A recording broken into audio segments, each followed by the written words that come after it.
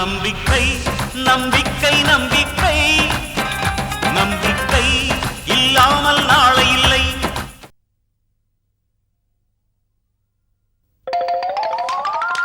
என்னடா இது எப்ப பாரு சீட்டு? போங்கடா போய் வேலையை பாருங்கடா.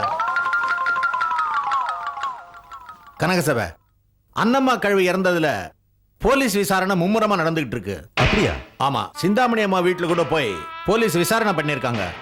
அதனால நமக்கு ஏதும் பாதிப்பு இருக்கா? அன்னம்மா கேஸை பொறுத்த வரைக்கும் போலீஸ் அது ஆக்சிடென்ட் கேஸா தான் பாக்குது. அதனால நமக்கு ஒன்றும் பிரச்சனை இல்லை. நம்ம திட்டப்படி முதல்ல சிந்தாமணி அம்மாவை தனிமைப்படுத்தி ஆகணும். அந்த அம்மா பக்கத்துல யாரும் இல்லைன்னா தான் சொத்தை நாம சுலபமா அடிக்க முடியும். அதுக்கும் இப்ப நேரம் வந்தாச்சு. ஏற்கனவே சிந்தாமணி அம்மா விட்டு வசந்த் போயாச்சு. அந்த அம்மா பொண்ணு வீட்டை விட்டு போயிருச்சு. நந்தினி கேஸ் நாளைக்கு விசாரணைக்கு வருது. நந்தினியை எப்படி உள்ள தள்ளணுங்கிறதுல சிந்தாமணி அம்மா ரொம்ப தீவிரமா இருக்காங்க. நந்தினி ஜெயிலுக்கு போறது ஒரு வகையில நமக்கும் நல்லதுதான். சிந்தாமணி அம்மா எங்க போறா, என்ன செய்யறாங்கிறத நம்மளை விட அதிகமா கவனிச்சிட்டு இருக்கிறவ அந்த நந்தினி தான். அவ மட்டும் ஜெயிலுக்கு போயிட்டான்னா சிந்தாமணி அம்மாவை கவனிக்கவே ஆள் கிடையாது. அப்புறம் அவ ஒரு பணக்கார அனாதை ஆயிடுவா. சொந்த பந்தங்கள்லாம் விரட்டிட்டு தான் தான் எல்லாரும் தனியா இருக்கிறவங்கள தானே நாம ஈஸியா அடிக்க முடியும். அதனால சிந்தாமணி அம்மா சொத்துக்கெல்லாம் அடிச்சிட்டு நாம கிளம்பிடலாம். வக்கீல் சார், நாம ஒரே கல்ல ரெண்டு மாங்க அடிச்சாகணும். ஒன்னு சிந்தாமணி அம்மாவோட சொத்து, இன்னொன்னு நந்தினியோட குழந்தைய நாம கடத்திக்கிட்டு வர்றதுனால நமக்கு வரப்போற பல லட்சங்கள். இது ரெண்டையும் முடிச்சிட்டு தான் நாம இங்க இருந்து கிளம்பி ஆகணும். அதுக்குத்தான் நந்தினி வீட்டுல இருந்து குழந்தைய அடிச்சிட்டு வரத்துக்கு வேலைக்காரியா வனஜா விட்டு வச்சிருக்கிறமே. கனகு, நீ என்னைக்கு சொல்றியோ அன்னைக்கு வனஜா குழந்தைய அடிச்சிட்டு வந்துருவா. குறிச்சிடுவோம். அதுக்கு ஒரு நல்ல நாளா பார்த்து குறிச்சிடுவோம்.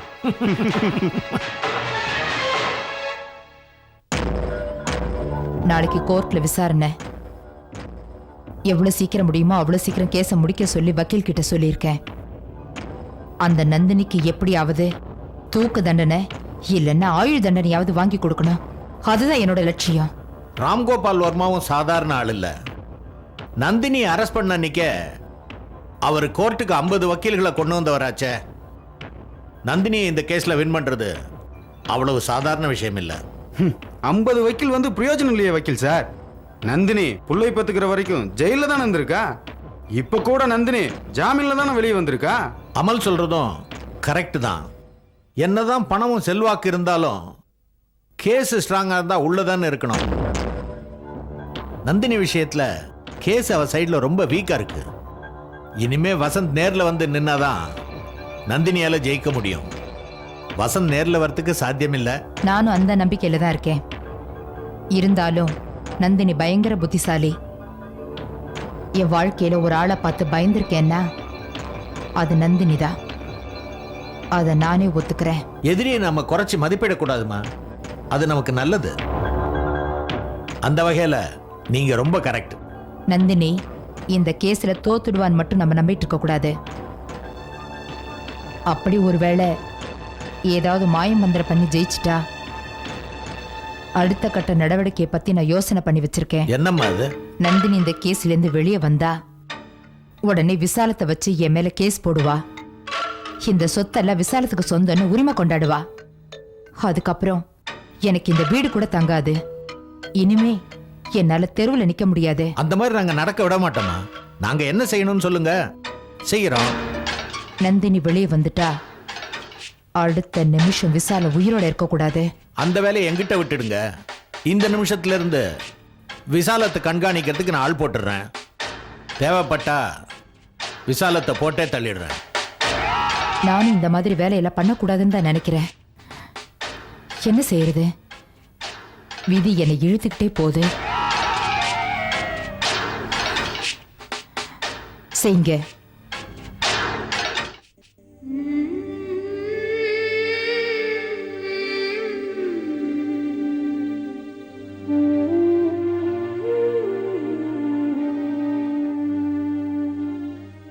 ஜெயந்தி, வசந்த் கேஸ் இன்னைக்கு விசாரணைக்கு வருதுமா. நந்தினியை விசாரிக்க போறாங்களா?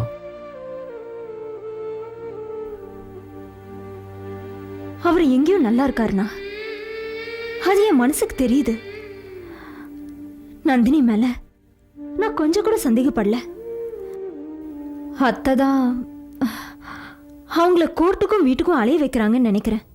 நாம இன்னைக்கு கோர்ட்டுக்கு போகணுமா அண்ணி? தேவையில்லை. அவர் என்னைக்கு வராரோ அன்னைக்கு தான் எனக்கு வாழ்க்கைன்னு ஆயிடுச்சு. இதுல யார் ஜெயிச்சா நமக்கு என்ன? அதான் ஜெயந்தி எனக்கும் தோணுது. நாம் எதுக்கு அங்கே போய்கிட்டு? அப்பா எப்போ வராருமா? அப்பா மனசளவுல ரொம்ப பாதிக்கப்பட்டிருக்காருண்ணா. அடுக்கடுக்கான சோதனைகளை தாங்கிக்கிற அளவுக்கு அவர் மனசுலயும் தெம்பில்ல, உடம்புலையும் தெம்பில்ல. ரொம்ப நாளா ஆறுபடை வீடுகளுக்கு போய் தரிசனம் பண்ணணும்னு அப்பாவுக்கு ஆசை. கொஞ்சம் ஆறுதலா இருக்கட்டுமேன்னு நான் தானே அப்பாவை அனுப்பி வச்சேன்.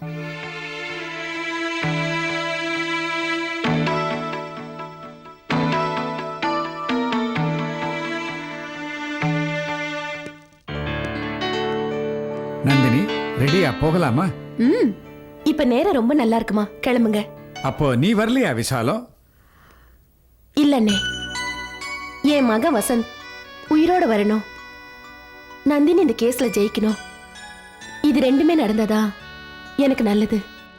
அதனால கோயிலுக்கு போயிட்டு கடவுளை பிரார்த்தனை பண்ண போறேன். இது ரெண்டும் நடக்கிற வரைக்கும் நான் கோயிலை விட்டு வரப்போறது இல்லைண்ணே. விசாலம், உன் மனசுக்கு எது சரின்னு படுதோ அதையே செய்யுமா. உங்க பிரார்த்தனை வீண் போகாதுமா, நிச்சயமா நல்லது நடக்கும். சரிம்மா, நீங்க கிளம்புங்க. வனஜா பக்கத்துல கடை வரைக்கும் போயிருக்கா. அவ வந்ததும் குழந்தைய அவகிட்ட கொடுத்துட்டு நான் கோயிலுக்கு போயிட்டு வரேன். சரி விசாலம். கங்கா, லாயர் கேட்ட பேப்பர்ஸ் எல்லாம் ரெடியா எடுத்து வச்சுக்கிட்டீங்களா? எல்லாம் பெட்டியில் இருக்கு சார். நந்தினி, கிளம்பலாமா? போலாம்பா. அம்மா, நான் போயிட்டு வரேன். தர்மமும் நியாயமும் எப்பவுமே உன் பக்கம்தாம்மா இருக்கு. நீ எல்லாருக்குமே நல்லதுதான் பண்ணிருக்க. அதனால கடவுள் எப்பவுமே உன்னை கைவிட மாட்டார்மா. போ, போய் ஜெயிச்சிட்டு வாமா.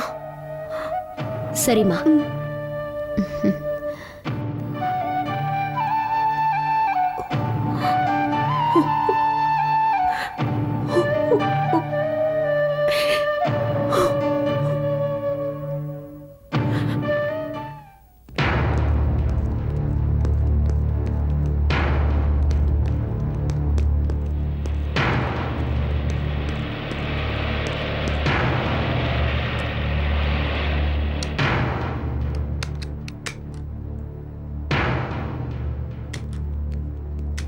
Good morning madam.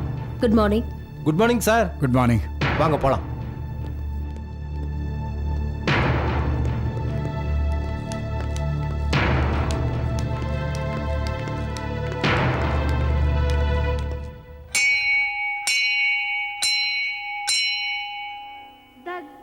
दयालु पवनो द्रविणाम्बुधाराम्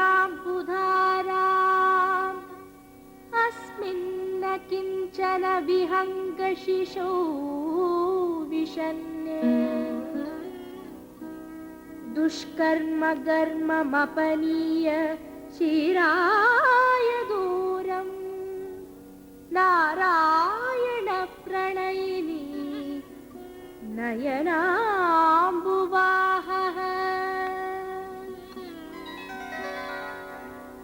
गीर्देवतेति गरुडध्वजसुन्दरीति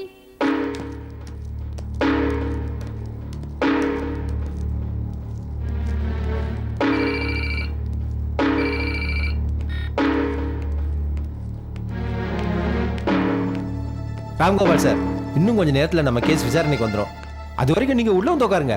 மிஸ்டர் ரமேஷ், எனக்கு என்னமோ டென்ஷனா இருக்கு. ராம்கோபால் சார், ஒன்றும் டென்ஷன் ஆக வேண்டியதில்லை. நம்ம சைடு ஸ்ட்ராங்கா இருக்கிறதுக்கு உண்டான எல்லா ஏற்பாடுகளும் நான் பண்ணிட்டேன். கங்கா, நீ சாரை உள்ள கூட்டிட்டு போய் உட்கார வை. வாங்க சார், உள்ள போய் சரி.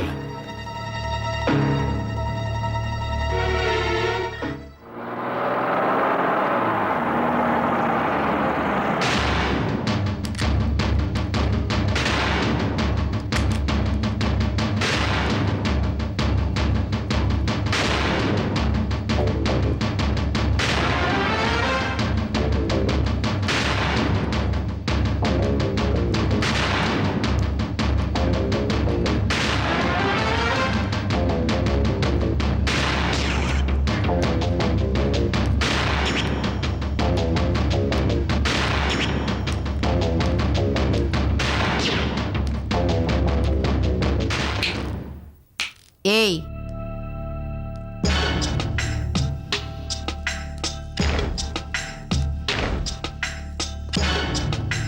பதினஞ்சு நாள் உள்ள வச்சதுக்கே சபதம் போட்டியே, இப்போ ஆயுள் பூரா உள்ள வைக்க போறேனே, என்ன பண்ண போற? எதையும் சொல்லிட்டு செய்யற பழக்கம் எனக்கு இல்ல சிந்தாமணி. இது நீதி தேவதை வாழற இடம்ங்கிறது உண்மையா இருந்தா இந்த கோர்ட்ல இருந்து வெளியே வரும்போது நெருப்புல குளிச்சு வெளியே வந்த சீதா தேவி மாதிரி நிரபராதியா தான் வருவேன். அதையும் தான் பாப்போம். பாவம், உன் குழந்தைக்கு இனிமே நீ ஜெயில இருந்து தான் பால் கொடுக்கணும். நீ என்ன திருஞான சம்பந்தரியா பெத்து வச்சிருக்க? பார்வதி வந்து பால் கொடுக்கறதுக்கு நீ தான் கொடுக்கணும். உன் குழந்தை பிறந்த நேரம் உன்னை ஜெயிலுக்கு அனுப்ப போகுது. என் குழந்தை பிறந்ததே ஜெயில தானே சிந்தாமணி. பேத்தி பிறந்த நேரம் இந்த பாட்டியை என்ன பாடுபடுத்துதுன்னு பார்க்க தானே போறேன். கோர்ட் வாசல்ல நின்னும் கூட உன் திமிர் அடங்கலையா? தீர்ப்பு வந்ததும் உன் சிரிப்பு அடங்க போது பார். வயிறு வலிக்கு சிரிக்கிறதுல தப்பு இல்ல. ஆனா அடுத்தவங்க வயிறு எறிகிற மாதிரி சிரிக்கிறத அந்த கடவுள் கூட பொறுத்துக்க மாட்டாரு. வணக்கம்மா. சிந்தாமணியம்மா, வாங்கம்மா போலாம்.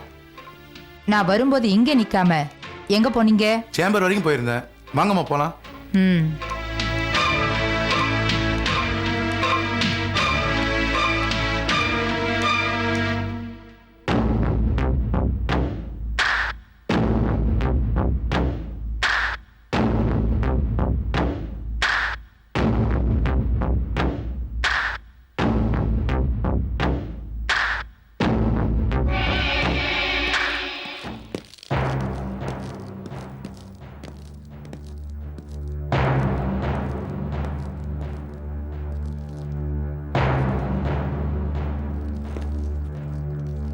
விசாரணையை துவக்கலாம்.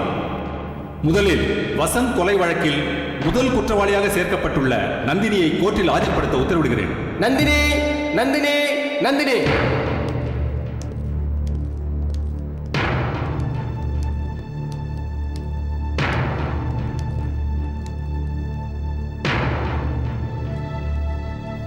சத்தியமாக நான் சொல்வதெல்லாம் உண்மை. உண்மையை தவிர வேற எதுவும் இல்லை. இந்த வழக்கை பத்தி நீ ஏதாவது சொல்ல விரும்புறியாமா? Yes your honour. வசந்த் கொலை செய்யப்பட்டதா சொல்றதுக்கோ எனக்கோ எந்த சம்மதமும் இல்லை. வாய்மையே வெல்லும் நீங்க எழுதிருக்கு. இது உண்மையா இருந்தா நான் நிச்சயம் ஜெயிப்பேன். எதிர்க்கட்சி வழக்கறிஞர் குற்றம் சாட்டப்பட்டவரிடம் ஏதாவது கேட்க விரும்புகிறீர்களா? S your honour. ப்ரொசீட். உங்கள் பெயர்? நந்தினி. கொலை செய்யப்பட்ட வசந்த உங்களுக்கு எவ்வளவு வருஷமா தெரியும்? மன்னிக்கணும், கொலை செய்யப்பட்ட இல்ல, கொலை செய்யப்பட்டதா சொல்லப்படுற வசந்த எனக்கு 6 வருஷமா தெரியும். உங்களுக்கும் வசந்துக்கும் எப்படி பழக்கம் வந்துச்சு? காலேஜ்ல ஒன்னா படிச்சோம். காதலிச்சிங்களா? ஆமா. உங்களுக்கும் அவருக்கும் நெருக்கம் எப்படி இருந்துச்சு? ஒரு குழந்தைய பெத்துக்கிற அளவுக்கு நெருக்கம் இருந்துச்சு. அப்படின்னா நீங்க ஏன் அவரை கல்யாணம் பண்ணிக்கல? அவர் தான் என்ன கல்யாணம் பண்ணிக்காம ஏமாத்திட்டார். அப்படி ஏமாத்தினதை நீங்க மனசுல வச்சுக்கிட்டு வசந்த் இந்த உலகத்திலேயே வாழக்கூடாதுன்னு கூலிப்படையை ஏவி விட்டு கொன்னுட்டீங்க இல்லையா? Objection your honour. எனது கட்சிக்காரர் குற்றவாளியா இல்லையா என்பதை தீர்மானிக்க வேண்டியது இந்த நீதிமன்றம். எனது அருமை நண்பர் எதிர்க்கட்சி வக்கீல் குறுக்கு விசாரணை செய்வதை விட்டுவிட்டு குறுக்கு வழியில் ஜெயிக்க வழி தேடுகிறார். Objection over rule. குற்றம் சாட்டப்பட்டவரிடம் நீங்கள் ஏதாவது கேட்க விரும்புகிறீர்களா? S your honour. வசந்தின் கொலையை திட்டமிட்டு செய்ததாக சொல்லப்படும் கூலிப்படையின் தலைவன் புருஷோத்தமனை விசாரிக்க அனுமதி வழங்கும்படி கனம் கோட்டாளரிடம் பணிவுடன் கேட்டுக்கொள்கிறேன். Yes, you may proceed. Purushothaman, Purushothaman, Purushothaman.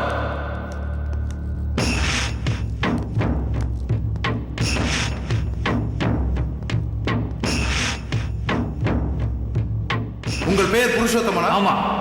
இவங்களை உங்களுக்கு தெரியுமா? நல்லாவே தெரியும். ஒரு நாள் இவங்க கம்பெனிக்கு என்ன கூப்பிட்டு வசந்தோட போட்டோவை காட்டி இந்த போட்டோவில் இருக்கிற குத்தி கொண்டு எங்கேயாச்சும் அடையாளம் தெரியாத இடத்துல தூக்கி போட்டுருன்னு சொன்னாங்க. அது வசந்த் போட்டோன்னு உங்களுக்கு எப்படி தெரியும்? நந்தினியம்மா வசந்த பத்தி எல்லா தகவலும் எங்கிட்ட கொடுத்தாங்க. வசந்த கொலை செய்ய சொல்லி 5 லட்ச ரூபா தரேன்னு பேசி முடிச்சாங்க. அதுக்கு முன்பணமா 3 லட்ச ரூபா கொடுத்தாங்க. எனக்கும் வசந்துக்கும் ஏற்கனவே பகை இருந்ததுனால வசந்த கொலை பண்ணி ஆத்துல தூக்கி வீசிட்டேன். யுவர் ஆனர், வசந்த் தன்னை திருமணம் செய்யாமல் ஏமாற்றியதால் வந்த கோபம் தொழிலில் தனக்கு போட்டியாக வந்து விடுவாரோ என்கின்ற பயம், இதன் விளைவு வசந்தை கொலை செய்கிற அளவுக்கு போக நேர்ந்திருக்கிறது. சோ நந்தினி இதன் மூலம் வசந்தின் கொலைக்கு காரணமாக இருக்கின்றார் என்பது தெள்ளத் தெளிவாக புரிகிறது. எனவே நந்தினிக்கு இபிகோ 302வது பிரிவின்படி அதிகபட்ச தண்டனை வழங்குமாறு கணம் கோட்டார் அவர்களை பணிவன்புடன் கேட்டுக்கொள்கிறேன். இந்த வழக்கின் தீர்ப்பை மதியம் 3 மணிக்கு தள்ளி வைக்கிறேன்.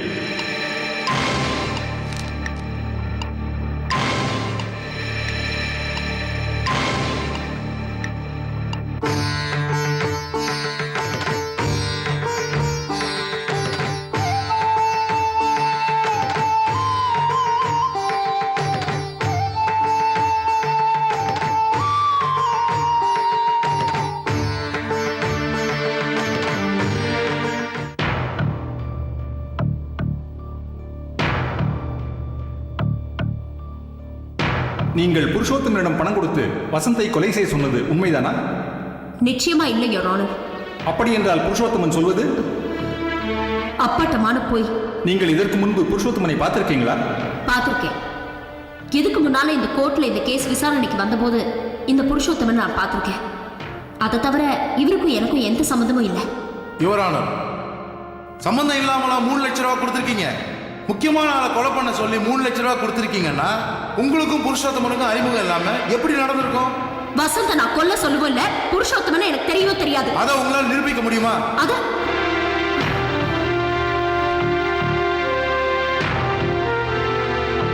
நீங்க நிரபராதின்னு ப்ரூவ் பண்ணணும்னா ஒண்ணு கடவுள் நேர்ல வரணும், இல்ல உங்களால கொலை செய்யப்பட்ட வசந்தே நேர்ல வரணும்.